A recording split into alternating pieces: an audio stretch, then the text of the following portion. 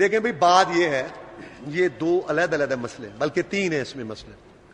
پہلی بات تو یہ ہے، جس شخص کا یہ عقیدہ ہے یہ بکرا، یہ گائے فلاں کے نام کی ہے، بالکل عقیدہ پختہ، ایک تو ہوتا ہے نا سمجھ نہیں، یہ نہیں وہ نہیں، سارے نکال دو، بالکل اس کو وہ کہتا نہیں ہے اس کے نام کی، اس کے نام کی دینی ہے اور اس کے نام کی جید ہے اور بالکل یہ جید ہے، نظر غیر اللہ جید، یہ عقیدے والا شخص جو ہے نا، جب اس کا عقیدہ یہ ہے بکرا اور گائے اس نے یہ وقف کی ہے غیر اللہ کے لیے، یہ بن گیا خنزیر، یہ بن گیا بالکل ایسے جیسے کتا ہے۔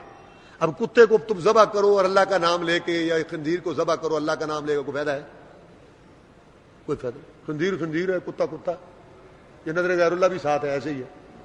ایک بات۔ دوسری بات، یہ جو آیت ہے نا قرآن مجید کی کہ تم کھاؤ جس پہ اللہ کا نام لیا جائے، اس کا مطلب یہ ہے کہ ذبح کرتے وقت جو بسم اللہ پڑھی جائے، حلال جانور، یہ ذبیحہ کا مسئلہ ہے، خلط ملط نہیں ہونا چاہیے۔ نظر غیر اللہ اور چیز ہے، اس پہ نام لیا جائے گا نہیں لیا، یہ علیحدہ موضوع ہے، لیکن یہ نظر غیر اللہ نہیں ہے، یہ عام جانور، مرغی ہے، جانور ہے، بکرے جتنے ہم ذبح کرتے ہیں، اس پہ اللہ کا نام لینا چاہیے، یہ مطلب ہے اس کا کہ اس پہ اللہ کا نام، جس پر لیا ذبح کے وقت اللہ کا نام لینا چاہیے، یہ ہے اس کا مقصد۔ اور تیسری بات یہ جو ہمارے ملک میں مروج ہے، یہ 11ویں ہے، یہ فلاں ہے، یہ ایسی چیزیں ہیں، یہ ہیں وہ ہیں، اکثر لوگ جو ہے نا جہالت کی وجہ سے، بعض لوگوں کو واقعی 11ویں کی حقیقت کا پتہ ہی نہیں، بعض لوگ ایسے ہیں، ان کو کہا جائے کہ اس کا تو یہ مقصد ہے کہ نظر غیر اللہ ہے، تم اللہ کے علاوہ ایک کے نام پہ دے رہے ہو، قرآن نہیں نہیں نہیں نہیں نہیں، واقعی میں دوسروں کو بھی بتاتا ہوں جو خطرے ہیں۔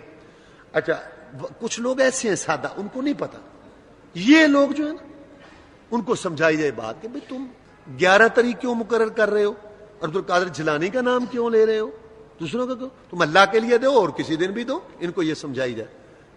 یہ اگرچہ تھوڑے ہیں، بہت تھوڑے ہیں، لیکن یہ جو شخص ہے نا یہ اس طرح کا نظریہ رکھنے والا، اور سمجھائیں تو سمجھ جائے، نواقفی کی وجہ سے لوگوں کے دیکھا دیکھی، یہ انشاءاللہ مشرک نہیں ہے، کیونکہ اس کو حقیقت کا نہیں پتا، یہ بس ایسے دیکھے دیکھی دیکھ۔ اگر اس کو حقیقت کا پتہ چل جائے پھر قائم رہے، پھر میں نے پہلے بات بتا دی ہے۔ اچھا اب کچھ لوگ ایسے ہیں جو دیتے تو نظر غیر اللہ ہے، لیکن آپ کو قائل کرنے کے لیے انہیں جی ہم تو اصل میں عبد القادر جیلانی کو ثواب پہنچا رہے ہیں نا، نہیں، ہم تو اصل میں یہ چاہتے ہیں ذبح تو اللہ کے لیے کر رہے ہیں، لیکن اصل میں ہم ان کو ثواب پہنچانا چاہتے، تیرا وہ بابا لگتا ہے، دادا لگتا ہے، تیری دادی بخشی گئی، نانی بخشی گئی، پیو دادے بخشوان، تیرا ادھر رشتہ کی ہے، تم عبد القادر جیلانی دا نا، اس کا مطلب ہے دال میں کالا کار، اور پھر تو 11 طریق کو کر رہا ہے، لہذا مت اس پر جو ہے نا یقین کرو۔ ایسے محرم کے دن ہو، ربیع الاول کے دن ہو، یہ سب اس کو مشکوک سمجھو، ان چیزوں سے بچو، اللہ تعالیٰ توفیق دے۔ وہ لاکھ کہتے رہے جی نہیں جی ہم نے یہ نہیں ہوا، سارا بات چھوڑو، اور چلو ٹھیک ہے جی مان لیا، کم از کم ہم بدعت کی حوصلہ افزائی کیوں کریں، اس میں کیوں شریک ہو۔ اچھا جی، انسان اگر توبہ کر کے اور اس کو یقین ہو جائے کہ اللہ تعالیٰ نے اس کے گناہ کو معاف کر دیا ہے، اور پھر وہ گناہ کر بیٹھے، تو کیا وہ پیچھے گناہ واپس آ جائیں گے؟ نہیں۔ ایک انسان نے توبہ کی، ایک گناہ آپ کو پتہ ہے، بتا چکے ہیں کئی دفعہ، توبہ سچی توبہ وہ یہ ہے جس میں 3 شرطیں ہوں۔ نمبر 1 کہ یہ شخص اس گناہ کو چھوڑ دے، نمبر 2 اس پہ شرمندگی ہو، نمبر 3 آئندہ نہ کرنے کا عہد ہو۔ اللہ تعالیٰ ہماری پہاڑ جتنے گناہ بھی ہو تو معاف کر دیتے۔ اگر دوبارہ اس سے توبہ ٹوٹ گئی، وہ پچھلا گناہ نہیں واپس آئے گا، یہ جو دوبارہ اب نیا گناہ یہ اس کے کھاتے میں، پھر سچی توبہ کرے پھر اللہ معاف کر دیں گے، پھر اس نے کہ پھر سچی توبہ کرے پھر اللہ پھر سچی توبہ، حتیٰ کہ دن میں اگر 70 دفعہ بھی وہ ایسا کروائے، تم سچی جب توبہ کرو سچی کرو، حتیٰ کہ وہ کہ تمہارا پیچھا چھوڑ جائے۔ اس مسجد میں 4 جماعتیں عشاء ہوتی ہیں، اگر تراویح کے ساتھ فرض کی نیت کر کے ادا کی جا سکتی ہے؟ ہاں کی جا سکتی ہے، بہتر تو یہی ہے، بجائے اس کے کہ بعد میں جو ہے نا ولایت کانفرنس، یہ تو خطرہ نا، میں نہیں یہ پڑھنا چاہتا نا بات، یہ کی کانفرنس کیا شرک کا مشرک کا جنازہ پڑھنا چاہیے؟ جو واقعہ مشرک ہے، بڑا پکا مخلص مشرک، اس کا جنازہ جائز نہیں ہے۔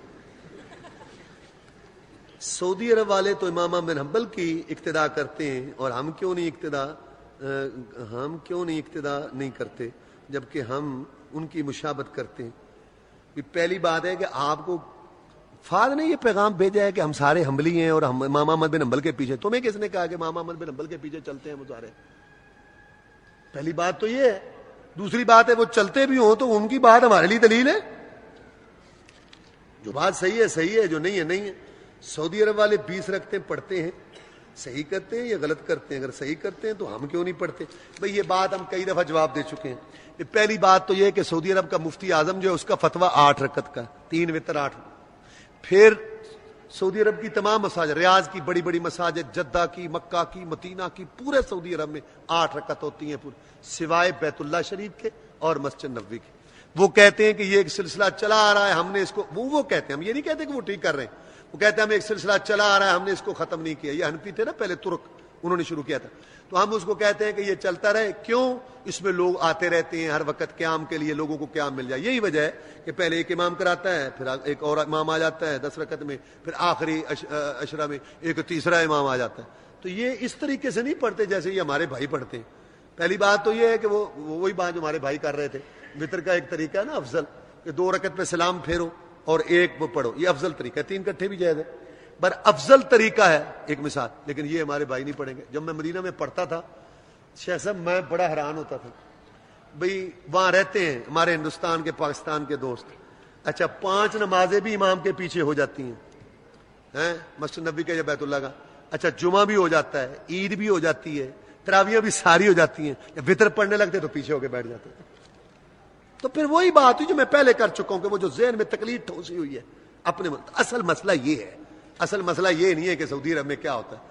تو میں کئی دفعہ کہہ دیا کرتا ہوں, پتہ نہیں اللہ میرا مجھے معاف کرے, میں آج بھی کہہ دیتا ہوں. شیخ صاحب بیٹھے ہیں ماشاءاللہ, بڑے عالم پاک.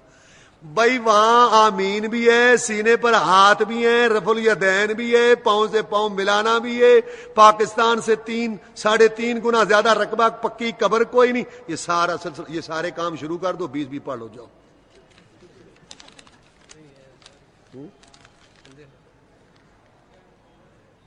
ہفتہ کو شکار کرنا چاہیے کہ نہیں؟ بھائی یہ ان کے لیے تھا, آپ کے لیے جائز ہے.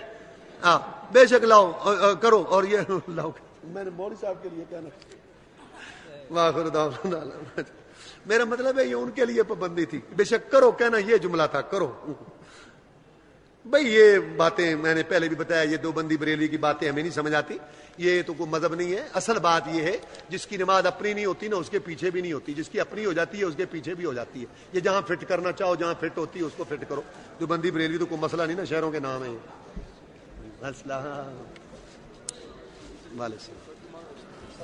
نہیں وہ کو صورت نہیں بنے گی نا, وہ تو کھڑا ہو جائے گا تو یہ کیا کرے گا.